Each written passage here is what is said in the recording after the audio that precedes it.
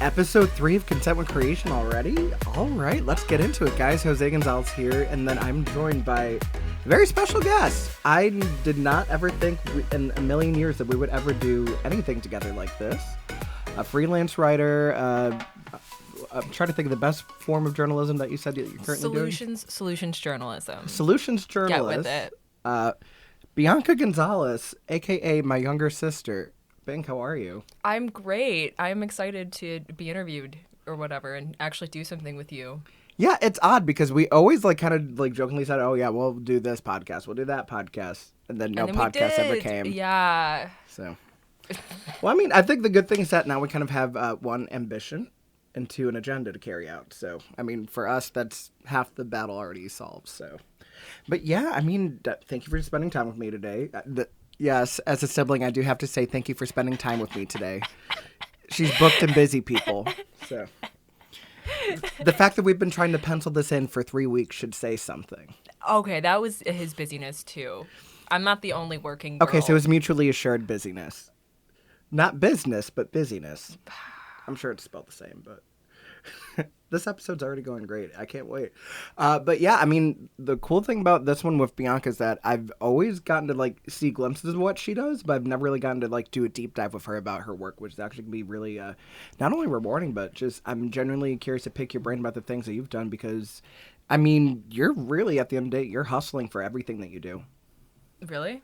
I think so. I mean, the fact that you're freelance and you're seeking opportunity after opportunity, and it's just there's so much that you have on your plate that feels like you're really trying to claw your way to get stuff. It's not always directly handed to you. I mean, I'm sure nowadays some stuff is being handed to you just because you've established yourself, but I mean, I kind of can I swear on this?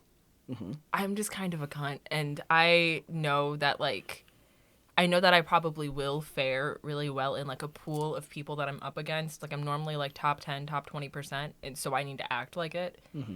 And so I will aggressively go after what I want. I like to reach out directly to the people I want to work with. And for that reason, I don't necessarily need to have an online presence where I try to get people to see me so that they could come to me. I choose who I want to work with, and that's really nice too. Yeah, and I think the big thing about that is because a lot of people will focus on the whole online aspect of it, trying to cultivate a following, whereas for a lot of what you're doing, it's very much direct to consumer, which I think is a very interesting medium because I don't really get to see that often with what I do. Yeah, I mean, I just really don't want my face necessarily or my likeness to be deeply intertwined with my work. I think a lot of writers feel like they need to be influencers if they want to get anywhere, whether or not you're blogging or you're trying to eventually land a deal to get a novel. A lot of times now they will look for people who have a fan base or some kind of audience already built into that person so that they can end up on the New York Times bestseller easier.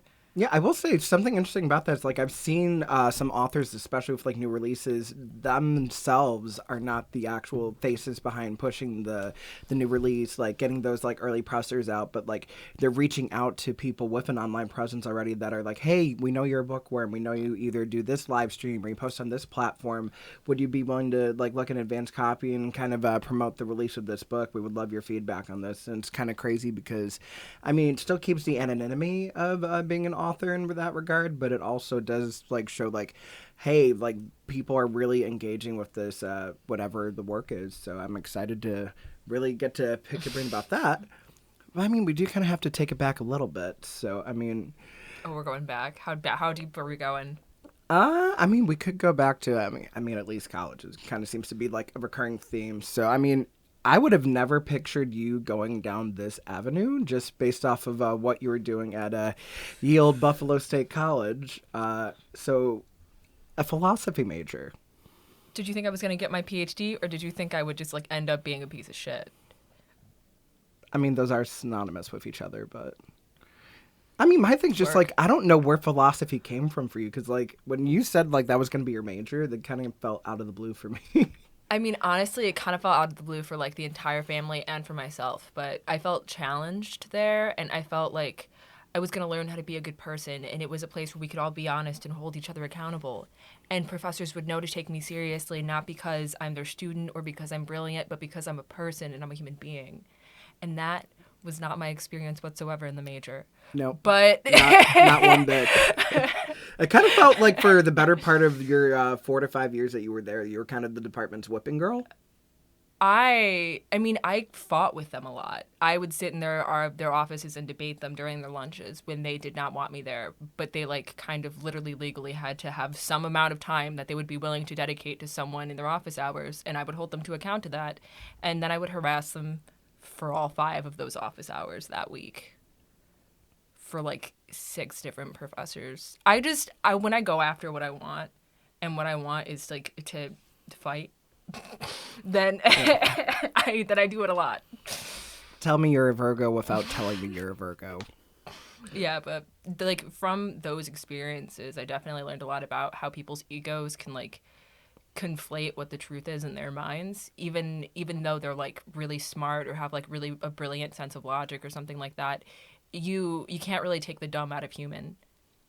I mean, my thing is just like, did it feel like as you were progressing more and more with the program that it just felt like, wow, I don't know if I'm wasting my time or it's just I'm getting the complete opposite out of what I thought I was going to get? I liked the content. I felt like it was interesting, but I felt like people would always make these assumptions about me that because like I had like some sense of values, they'd be like, oh, you're a Kantian, which was like this kind of like image of like this like absolutionist way of like living your life and what's right and what's wrong. And that's not actually what I think, but that's just like a box people would put me in because they were selfish and they didn't want to like relate to certain philosophies that would like paint them in a bad light.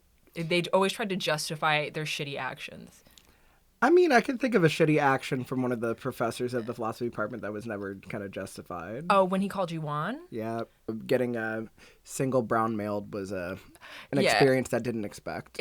Yeah, in a note, in a comment, slamming my brother's work at the bottom of his assignment. You know, the assignment that had my name on every single page of said work. This professor like addressed it like, "Dear Juan." Yes. Like unironically, and he put that shit in writing. Like he had time to think about it, and he did that. Handwriting. Red ink. But he apologized because he knew he could get fired, and he told me that he's like, I could get fired for doing that. I'm like, well, you can. And I'll you see you will. on unemployment tomorrow. I felt. See you in the soup line. No. Yeah, see you at the Outback Steakhouse. Throwing another shrimp on the barbie. Yeah, I wish racism was actually bad enough to take away someone's tenure. Yeah. I mean, could be worse, though. I mean, that was really, like, I feel like the most negative experience I've had as far as, like, that department. I mean, there was some good in that department, though, I will say. I mean, I also reported a professor, so. Okay. Yeah. Well, it happens. This episode of Content with Creation is brought to you by Grinding Coffee Company.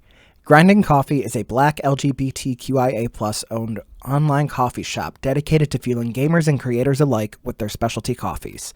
They're based out of Georgia, ship nationwide in the United States, and a portion of each purchase benefits the Coffee Trust, making donations to the farmers where their coffee is ethically sourced and roasted to order. To try Grinding Coffee today, head over to grindingcoffee.co and use code Jose for 10% off your purchase of some fabulously gay coffee. That is code JOSE at grindingcoffee.co. Hey guys, Jose here. I bet you're wondering how I actually listen to episodes of Content with Creation myself. Well, the great thing is that this podcast, as well as many other podcasts and your favorite songs, they're all available on Amazon Music. Amazon Music houses over 60 million of your favorite songs to stream across any device of your choice, be it your computer, mobile phone, any voice-enabled speakers, and so much more. And the best part is that all my listeners can have access to their free at least 30-day trial of Amazon Music today just by going to getamazonmusic.com/JoseCanYouSee. That is getamazonmusic.com/JOSECANUC, and you too can start streaming away today for your favorite songs and podcasts just like this one. Thank you so much to Amazon for bringing us this program today. But yeah, there's a class for philosophy of mine that I was actually like oddly interested in because I didn't think I was going to like the intro course so much. And lo and behold, because Bianca's a major, that's on one of her required courses today. So I'm like, you know what? I want to take it as an elective. And I thought we would have a friendly wager of who would get the better grade in that class, which I realize now is one of the dumbest decisions I could have ever made, going against someone whose day-to-day is that department. Like, that would have been like you taking music theory with me, like, way back in the day, and then expecting to, like, outdo me. Yeah. Yeah. And I would have the sense not to take that challenge on, but you didn't have the sense the other way around. No, your idea for, like, the paper that you got a C on could have been good if you actually took your time on it, which you did not. You didn't put in the work. You didn't put in the work. I was flustered, yes. You didn't put in the work. No. You didn't. Although I will say, for not putting in the work, still finishing that class with a B was good. Look. I probably could have gotten an A- if I didn't get it. I've said if I had bombed the last assignment. I've said it many times off the record, and I'll say it on the record now. But I got a 3.76 GPA for the semester that I went to radiation and was healing from brain cancer. Oh, yeah, we should probably talk about that. Yeah. No, that's it. I don't really, like, Yeah. in terms of the knowledge or the college experience, I didn't gain much or don't remember much because, like, if anything, there's, like, an absence. So TLDR, she beat brain cancer at the age of 19/20. So, but that's how I got into writing. Like, I needed to, like, when I would go to doctors and be like, is there, like, a treatment for memory loss? They'd be like, no, but you can get a notebook and write some things down that you need to remember. And then one thing led to another, and I started, like, free writing constantly because I, didn't have, like, a really like, a working memory that was, like, long-lasting. And so I just kept writing, and then I never stopped. yeah. And here I am today. And now my memory's much better, but I'm still obviously a crackhead for writing. So. And here I was, like, worried, like, you weren't going to want to talk about it because it feels like whenever, like, there's, like, some sort of interview for you, they talk about it. I mean, yeah, people don't really know what to, like, even ask about it, honestly. Like, a lot of people, like, think that, like, because I had cancer, it means, like, I'm kind of, like, my life is still in jeopardy, like, right now, in this moment, like, immediately, like, that's an assumption they make. Or other people might be like, oh, so you're completely fine. And that was, like, a long time ago and it's over with. And that's, like, neither of those things are true. Yeah. I mean, I only really ever speak about it because, like, I know other people get comfort from it. Yeah. Like, other people who are going through what I'm going through. Not even like caretakers or people taking care of those who are sick. I can't relate to them. No. I can't relate to mom. Yeah. Not about like me being sick. I'm her kid. That's different. Well, yeah. Yeah. And also the whole, like, parenting thing, because, like, you ain't a parent. Yeah. I don't fuck with kids. Okay. I mean, I'm glad you don't, but I don't know nothing about birthday no babies. Nope. Yeah. So I mean, I always, like, figured just, like, it's always constantly brought up and just like, we don't have to because it's not necessarily, like, the bulk of what you're doing now, but it does kind of naturally ease itself into it. So, I mean, you did end up graduating with a double major. So you did philosophy and you also did English. So, I mean, did the English also, like, help you, like, with trying to get more into the writing, or was it just kind of a byproduct of you always kind of being a reader? I mean, I took a couple English classes, like, in Latina Lit. And that was, like, a shift, like, a paradigm shift for me. Mm-hmm. Like, I went from being this girl who's like, oh, man, I would never wear, like, that ghetto, big Puerto Rican flag jersey. Like, that would never be me. Miss me with that shit, because I'm classy or something. And then the second I took Latina Lit, I was like, Mom, where's the Puerto Rico shirts? Like, it was a mood. I saw my professor wearing one. That was, like, different. That was important to me. Was that before or after we went to Puerto Rico? I think it was after, because I took that class when the hurricane hit. And we had gone just before the hurricanes. Dang. God, 2017 had a lot going on. Yeah. Ooh. And then, but the worst was yet to come in 2020. We're like, 2 storms are coming, but there's one more, and I don't know. It's crazy, because we thought, like, oh, nothing could be worse than 2016. Trump getting elected. And then 2017. It's like, oh, y'all wanted a twist, eh? And then COVID-19. Yeah. And then COVID-20 and COVID-21. It's been a rough half decade. What can we say? Has it? I mean, the last 5 years. Yeah. Also, a great musical by Jason Robert Brown. Yeah, we went from Obama to fucking Trump. What a demotion. It's like, are we in trouble? Yeah. Is this a punishment? Okay, but yeah, let's continue talking about my career and what makes me so successful. So yeah, I mean, the very, like, early stages of you graduating, like, looking for stuff to do, like, it felt like you were struggling for the longest. It's like, I don't think I have the capacity to do like a traditional workforce, but I also want to do something that's going to be in some form of mental fulfillment. I will say a lot of my English classes like directly taught me information that I directly like use to this day. Specifically my class where I learned how to do grant writing, that was like the first time a professor like actually managed to convince me like, oh, you can actually get a job with an English degree. I thought that was a lie. I thought that was complete bullshit, and I told myself pretty much every day for 4 years while I was going to college, I'm like, this is a degree I'm getting for fun. Nobody gets a philosophy and English degree because they want to be taken seriously.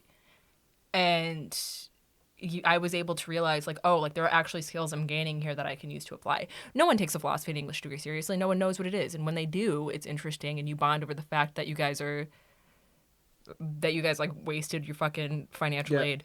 Because I was gonna say, like, because you always think about, like, even in like pop culture, like, there's that Avenue Q song, "What do you do with a BA in English?" So like, that's always like, oh yeah, when in doubt, just like go for liberal arts, get an English degree. But and then like the universal, why would you ever go for philosophy of all things? Where are you gonna get a job in? It's a degree in bullshit. That's not professing. It's a degree in bullshit. That's what people say. You learn how to be a bullshit artist. And then what do they do? Oh, to respond to that, philosophy professors from like Yale and Cornell will write like 60-page articles about the definition of bullshit and why philosophy doesn't fit it. It's like, sweetie, that's like proving that like you actually need to answer this question, because like you can't just like prove that you're not bullshit by contributing something useful. Also, the definition of bullshit would be a fierce podcast, not gonna lie.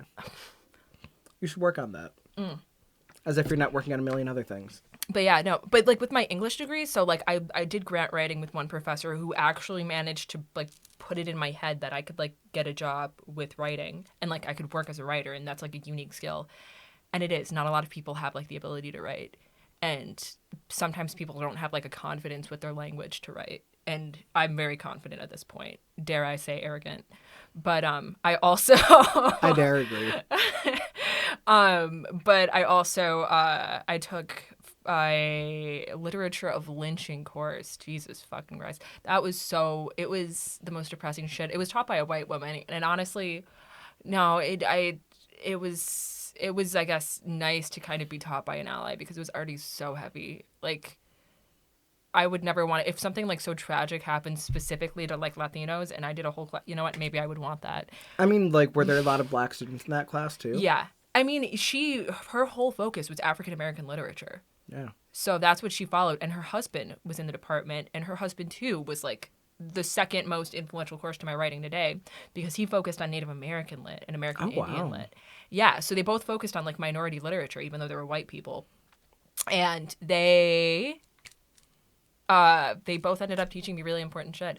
I mean, I wrote directly about lynching a lot, and references to that. And for the class, I remember I did like a presentation on Say Her Name, because like I was like the last person in line to like pick what assignment I would do for that class as like my capstone.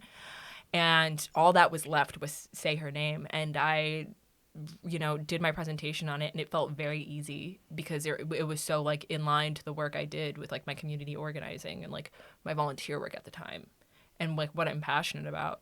And then for Native American and American Indian lit, I learned some things culturally about like the dynamics between Native Americans in the U.S. and the law that infringes on like their fucking lives, and the way that land is like kind of defined with American Indians, and the way that they've been kind of just disenfranchised over the years and like forced into boarding schools. All of that is so relevant to what I do now, because I write about CDFIs, Community Development Financial Institutions now, and now I'm a finance girl. I'm going to go deeper into that, but we're going to put a pin in that for now. Mm-hmm. Community Development Financial Institutions basically support normally like minority initiatives where people need like funding, and it's very hard for minorities to get funding because we're considered high risk just for being ourselves, because like on paper the world does not like minorities enough to like pay us, right? So it's like investors see that, and they see literally that like minorities aren't even worth placing their bet on because other people aren't going to want to invest in them either. So community development financial institutions, instead of operating off of the assumption of risk, they operate off of the assumption of like who is receiving the biggest opportunity from having these resources, and that tends to be people who are normally underserved. And there are a lot of Native CDFIs. I just talked to one woman from Lakota Funds, which is the first Native-owned CDFI of all time. Oh, wow. Yeah. It's been around for 30 years. And then I talked to this other guy from the ILCC, the Indian Land Capital Company. And he does financing around Native Americans buying back stolen land. Wow. That is, yeah. So that background is important just for me to understand, like, as an outsider, you know, what I can do to, like, serve these people and share their story. Because my CDFI work is all, it's all for solutions journalism. So I'm demonstrating how these funds are able to actually, like, improve these communities. And these are things that I didn't know existed until I started doing solutions journalism. And it's because all we're ever taught is the problem. All we're ever told is the problem. And then in order to continue to keep us like weak and in a state of fear as like a society, they have to like obscure the solution even when it's there, even when it's working for someone. So it's not replicated so that they can keep capitalizing off of our fear. And I don't want to use journalism like that. I want to do something better with it. And I think the interesting thing is that you mentioned like how many different CDFIs are now starting to really circulate for many different marginalized groups. I feel like you have probably one of the most unique perspectives out of anyone, being not only a woman, not only being someone with a disability, not only being Latinx, not only being queer. It's just you've seen almost every possible way to be discriminated and really trying to really take back and really scratch and claw for those opportunities for other underrepresented people. Y'all can't out-discriminate me. I'm sure they probably could. Yeah, no, it is tough. I think people have this idea that like affirmative action just loves people at the intersection. Like that, like the more that you are, that like suddenly you're like more and more valuable, but really you're just like less and less, because once they have like one black dude and a white woman, describes philosophy department. Once they have like one black man and like two black and two white women, they're like, oh, this is diversity. We did it. Everybody else shut the fuck up and eat your cereal and get away from me. And yeah, but I don't like, I kind of, I'm a gadfly, dare I say. Maybe I did get that from philosophy. That's what Socrates was called. Because I don't go away. If I want to work with someone, I will find an avenue to, the only way I will not work with someone is if they directly respond to my call out and say, no, we don't want to work with you. I won't stop until that point. And that helps me light a lot of shit too. Okay. I mean, persistence really is key for a lot of the stuff that you're doing. I know I have the skill, and I know I'm taking jobs from white people, and like I'm honestly, work. I know I am, and I know some of them will go and think like, oh, affirmative action is the reason I lost this job. And I would love to take my work and just put it next to theirs and then just have like an honest conversation about our work, just so we could make it abundantly clear. Yeah, why this person lost their job. I'm so sick of just like people thinking like, oh no, they just need to fill a quota. Like, oh no, we have to have a little bit of brown, you have to have a little bit of this, that. Like, whatever happened to just being damn qualified? Yeah, that's why like one of the best decisions I ever made was this one certified B corporation. Certified B corporations, they have like a level of transparency and really just an approach to diversity, equity, and inclusion and sustainability that is like represented in a B Corp certification. Businesses can become B Corps. It's a very long process with a lot of, with like 5 different scores in how you run your business, involving like fair governance, how you treat your employees, how you treat your consumer base, what you're going to do for the environment. And once you reach a high enough score, you can become a B corporation. And they just do amazing things. Like one company, Bureau, has a net positive impact on the environment from their operations alone. They secure fishing nets that would otherwise be discarded into the ocean, plastic fishing nets, this is bad, and they turn them into like products. They turn them into fabric that is then turned into like jackets and stuff. Mm-hmm. And just in virtue of them doing that, they are like improving the carbon levels in the world. Like they have like a net positive. So we're trying to go, they like these businesses and these companies want to go further than zero waste and like zero carbon emissions. They want to go a step further. Nice. I used the wrong language there somewhere, so just take that with a grain of salt. Definitely look into B Corps on your own. But anyways, I found this opportunity to write for this B corporation called Responsibly Different. They're like a baby company under Dirigo. That's like the main company. But like they basically had this project, Responsibly Different, where they highlight all of the amazing work that B Corps do. And they had this blog and they like had this call out on Twitter and they had an email listed and they were like, if you're interested in writing for us, this is a certified B Corp, you can email us here. And I was immediately intrigued because my first aim with like getting into this world was to like do CSR stuff, corporate social responsibility, and that's why I was obsessed with B Corps for the longest time. So this was kind of like a pivotal moment in my career. And yeah, I went and I emailed them, and then it came back that the email wasn't properly set up. And I was like, I'm not letting this lead go. And I dug up a phone number, and I called, and I was like awkward as all hell, like being like, hello, is this Dirigo? And like the woman on the phone was like, yeah. Because like she never gets phone calls. And I was like, I'm trying to like get in touch with like your content marketing person or whoever put this call out for writers. And then she did, and then the guy answered it and he was like, hello? Because like it's novel. Yeah, it was like he later on when we connected, he said it was like literally the only time in his entire career that his phone rang in his office. Wow. It was just me. It was just me. So taking the initiative like that really sets you apart. But yeah, we met, and yeah, he was awesome. We ended up working together on Responsibly Different. I contributed like a good number of articles to kind of like get it off the ground, where we talk about all the amazing things that B Corps do, and also like a little bit about like just writing about social issues in general. The fact that they felt like that was worthy of a platform just in itself, without there being like a financial bottom line of drawing people in. Like they just wanted to like show support of B corporations and highlight all the good they do and promote them that way.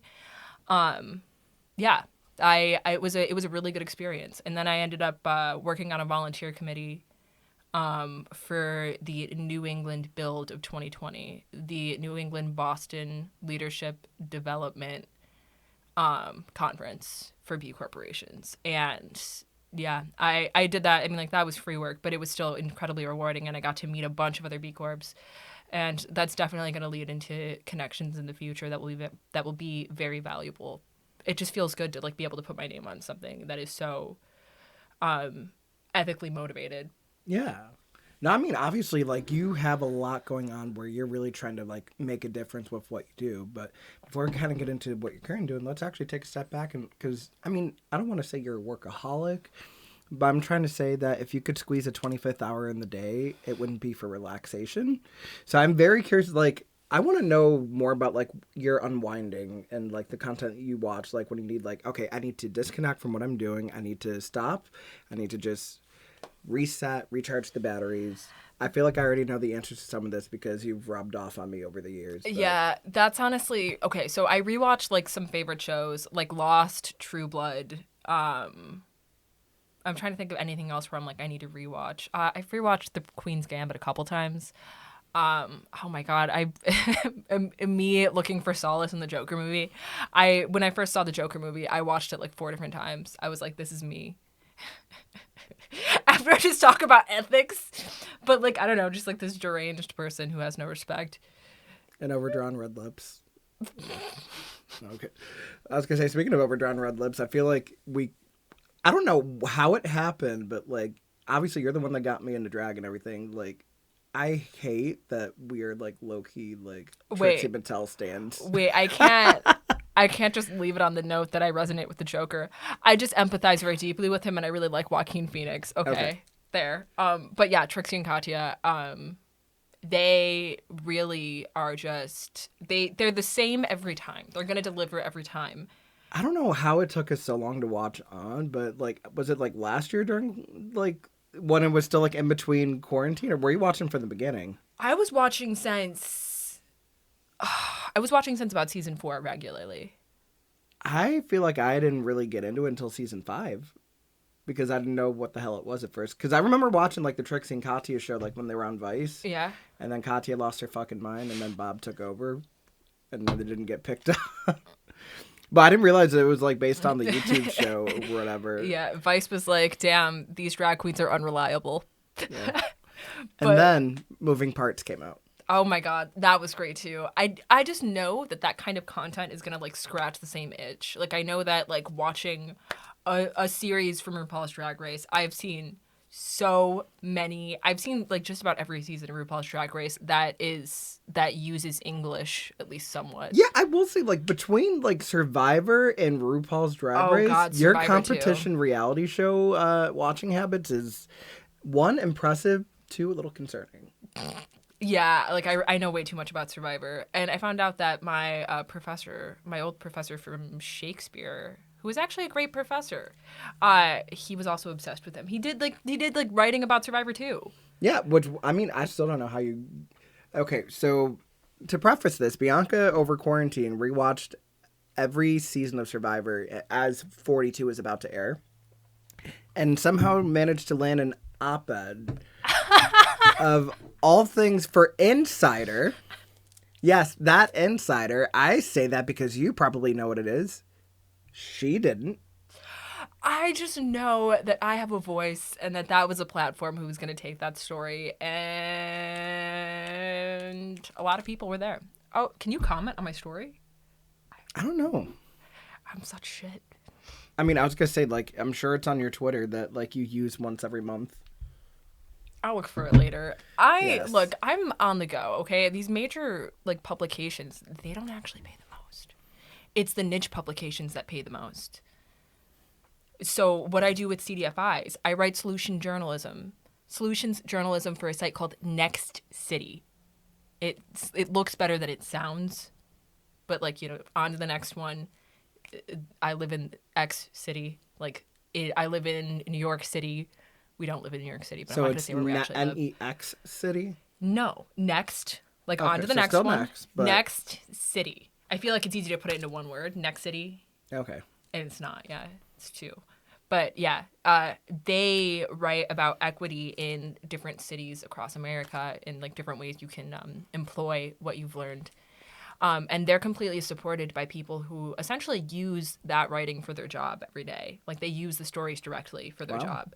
Yeah, like they did a survey and they said like 70% of paid readers rely on this for their jobs. They rely on Next City for their jobs. That is incredible. Yeah, so it's very niche, but it's very like direct, and it honestly, like all of the articles there are incredibly important. I write for their CDFI Futures series. That's where like stuff I was talking about earlier is, and then I wrote I try to write off one-off pieces when I can identify other solution stories, but it is kind of hard to identify solution stories.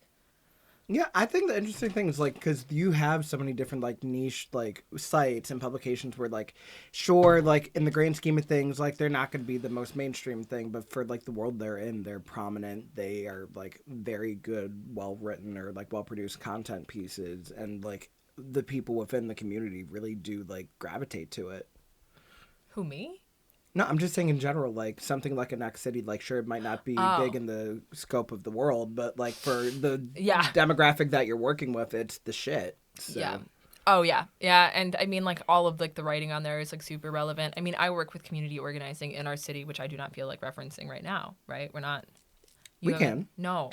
I don't want to, unless we've already crossed that line. No, we don't have to. Yeah, I'm not crossing that line, personally. Okay. I will say, speaking of crossing that line, though, I mean, you did also contribute to a newsletter for Anti-Racism Daily. And this was actually in the midst of the 2020 protests, too, as well. So yeah, I wrote about forced sterilization that was happening in ICE detention centers against people's wills, and they were being, like, they were being detained and sterilized and then sent back to their countries, well, to Mexico, most of them. And, it's terrible. Yeah, I mean, like, did you always, like, think going into it that you were going to be doing a lot of writing regarding, like, very heavy topics and, like, definitely working on like those underrepresented voices? I mean, I knew I'd probably be writing about heavy topics just because to me, I'm like, I want to write about what's important and what matters, and what matters normally has like a very large impact on people, and that impact is normally serious, Yeah. and solemn. So It's the truth, though. yeah. So I don't know. I have better things to do than like write, like Cosmo, like 10 sex positions that will leave your husband dead. Like I can't. Yeah. That can't be me. But she'll watch people react to it on YouTube. Yeah. It could be worse. It really could be worse. I mean, I saw like a group of lesbians trying to see if it was on YouTube. It wasn't graphic, but they were like testing out like the lesbian sex positions to see if it was just anatomically possible that were listed on Cosmo, and they weren't. Like none of them were. No. Like one. I can't go down that path. Sorry. We might have to circle back to that one after the show. Because now I'm genuinely intrigued about but that. they're ridiculous. The takeaway is that it was written by someone who has never had sex with a woman. A woman who has never had sex with a woman. Oh, I was going to say, it also would probably be correct by a man who had never had sex with a woman. Honestly. There's a lot of them on the internet and a lot of them in publications. Even Cosmo? I wouldn't put it past them. But, yeah. Well, I mean, kind of just going with a lot more what you're doing. Like, we won't get into the specifics of it, but, like, definitely starting to get more into the urban planning side of things. Like, did you always want to have, like, more community involvement? I mean, I wanted to do something that mattered. And that's kind of how I approached college. And, it was something I considered to work in urban planning. And then I met one of my friends, Alan, who works in urban planning. And he's a sweet guy. He gave me something to revise, and I didn't do a good job. But When the revision needs a revision. That was like years ago. But, like, I didn't feel like it. Like, he went from needing an editor to needing a ghostwriter. Oh my god. Yeah, that was bad. But I don't like doing work for friends. I don't. I think that's really what that takeaway was. That's why I'm not friends with any of the people I do community organizing with.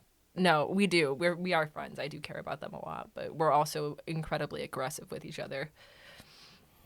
Do you think that's why, like, your, like, relationships with those people kind of thrive? Because it's that kind of same mentality and, like, you know what needs to be done and aren't afraid to be outspoken about it? We know that we're, like, all we have. Like, we know that there's, like, so much else that we're going up against just by trying to do something good for a community that's been marginalized and deprived of things like green infrastructure, and just basic housing upkeep because of predatory landlords. And rent gouging, et cetera, et cetera. I could go on. And not only that, but working across the street from the only grocery store in a certain neighborhood that had a very tragic event this last year. That's really giving away the city that we live in, sweetie. They know I'm from Buffalo. Oh, okay. Well, then I came from out of town for this. She came from Uranus. But, if you know. Yeah. No, I mean, like, obviously, like, seeing how much happened with, like, the top shooting and, like, the fact that it really was the only time, which I would have never thought that something like that would be the thing that puts in perspective that the East Side is a food desert. And when they took away the only grocery store that was really in that area and, like, seeing, like, how little access people had for, like, the last 2 or 3 months, like... It shouldn't take something like that to realize how much more needs to be done, even just for a normal day. Yeah, it shouldn't, and it didn't even take that. It's still a problem. It's still the same. Yeah. Like the Tops grocery store, they essentially knew. They got feedback from the community that the community didn't necessarily want that to be rebuilt the way it was, and it doesn't really solve the problem of like, it doesn't really ease the problem of food deserts. Like, we need like multiple locations so that people don't have to fucking all gather at the same grocery store. And multiple options as well, yeah. too. So not even just like another Tops, like we need like a Save-A-Lot. We should get a price right. Like we should get like just people should not feel restricted just based off their zip code in regards to basic things like food. But Tops knew that that the people that they were going to be serving in that community didn't have any other choice. So they knew they could just like totally ignore what they actually wanted and then put a memorial inside of a grocery store, which really it just feels like a marketing. I mean, maybe this is fucked up for me to say, but like it feels like almost like they're just marketing like tragedy that happened there. Yeah. It's tone deaf. Yeah, in my opinion, yeah, I think it's ridiculous. I think that if you need to build a memorial somewhere, you probably shouldn't build a grocery store there too.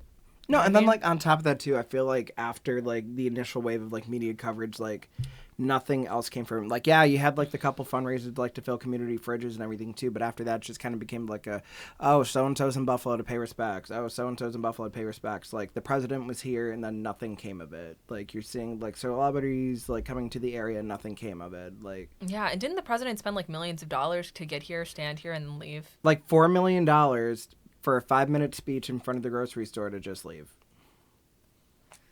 Like, there was no civic action out of it. Like, the mayor didn't really do anything. Like, we could go on about politics, but, I mean, there's a lot of work that needs to be done, and unfortunately, the people that should be doing it aren't the ones that are. It's people like you that are going to really, like, try to make things happen.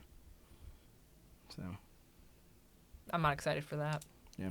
Why can't someone else do it? Why does it have to be me?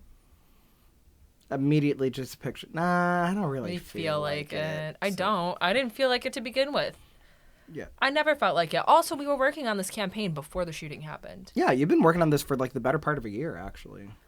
Oh, I have. Yeah. It's hard. It's hard to community organize when you don't know what you're doing. Yeah. It's hard to do something when you don't know what you're doing. Yeah. Like this. So, kind of just pivoting towards the end of the conversation, I mean, let's go back to 2015. You freshman at Buff State. You're talking to Bianca about like the stuff you're doing now. What do you think Bianca then would have said? I think she would have been pleasantly surprised. Probably would have taken a head start by just working on the things that would have benefited her directly instead of all of the bullshit that she worried about. I did a lot of things where I felt like I couldn't leave, or I felt like I couldn't like say no to people, and now I'm like. Now I've taken it too far in the other direction. No is my favorite word.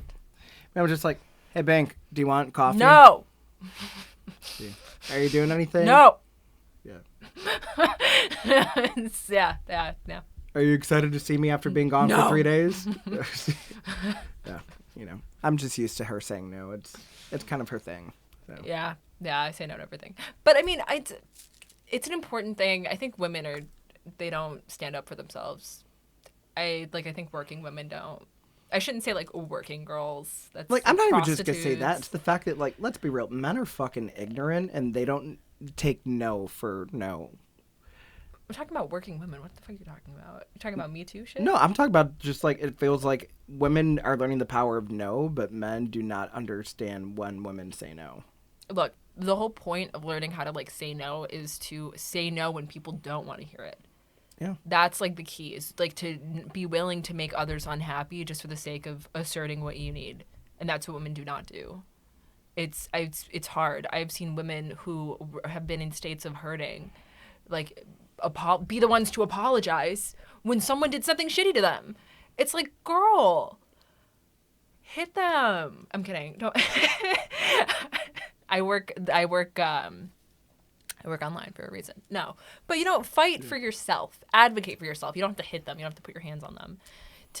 You put yourself first. Hit them with your words. Yeah, hit them with your words. The pen is mightier than the sword. Yeah. So go and beat their ass in a strongly worded email. And actually send it. Because, like, you know how people do, like, the cathartic thing with, like, writing a strongly worded and then just ripping it up? Yeah. I mean, I think you should send it all the time. I think you should. I think a lot of times when something needs to be said that strongly, that there might be something that's beneficial for someone else to know. Is there really a bridge that's worth saving? I don't think it shouldn't be burning a bridge if that woman's worth like half her salt, or if that guy who's going to be on the other end of that email is half his salt. He would see that and he would be like, oh, let me look inward. Yeah. And if they don't do that and they continue to not, then he made the right decision. Yeah, they're not worth, working with. I would say it's always interesting, like, having, like, deep conversations with you because it feels like more often than not when we have this, It's when you've already said you're going to bed and it's at your bedroom door, yeah, and it it's usually like, goes for like 20 minutes. And I'm like, I gotta go. Are we done here? Yeah. Like, sleep's calling. The melatonin's kicking. Doing this podcast. Are we done here? But no, I don't know how long a podcast is supposed to go. I mean, until it ends, like, just natural flow. And I think right now, I think it's a good time. So, I mean, thank you for taking the time to do this with me. Like, I'm glad we finally got to do it. I hope it was productive. I hope people get an insight out of this that's, like, different medium, because not everyone's always going to go to the writers. You're not going to go towards the people that are, like, doing very, like, direct content, not necessarily for, like, a mass audience, but for a very specialized audience. So. Yeah. And you don't need to like have your face like loud and proud and be an influencer to have a successful career in writing. Thank God. Yeah. Oh God, I can just imagine you like trying to do like content posts like on Instagram Reels. Like I was trying at one point. Just see you doing TikTok dances, but it's about like the formations of an article. Yeah, I have an Instagram carousel of organizations against the death penalty. I mean, my social media presence before I was a writer was so bleak that I didn't even look like a real person. So I did need to beef it up a little bit. But yeah. Yeah. So that being said, where can people find you? Oh, you can find me at my Twitter is Our Stellar Words. My LinkedIn is. I mean, they could just look up your name on LinkedIn. Yeah, my LinkedIn, just look up Bianca Gonzalez with a Z. It will be linked below, don't worry. And then put like /B, the letter B, number 2, letter B, inclusive.com. And that is my email too. Yeah, and then I know for me, you can find me the Jose Can You See, letters U C, Twitter, Instagram, TikTok. You can follow this podcast at Con with Creation on Twitter. Go to that anchor link. You can see everywhere we're available. We're on Apple, we're on Google, we're on Amazon Music, we're on Spotify, we're on YouTube. We are? What? Yeah. Okay. Wait, you can find my email at Bianca@B2B Inclusive. There we go. Yes. That's my email. For very serious inquiries only, please. .com. Honestly, you could just try to talk to me. Like if you ask me like a random ass question just because you're curious, I will answer. Yeah, just avoid the whole like mid 2000s like chain email, like you have to send this to 5 other people or like. No, please send those too. Were you even old enough to get those? Yeah, I used to get those as texts. Oh, God. Well, I mean, thank you guys for listening. Let me know what you guys are looking forward to in the coming weeks. I'm looking for any sort of feedback. If there's anyone that you think would be a good fit for the show, send them my way. I have some different guests coming up in the next few weeks I'm very proud of, and an announcement coming up very soon as well. So stay tuned, and I will see you guys later.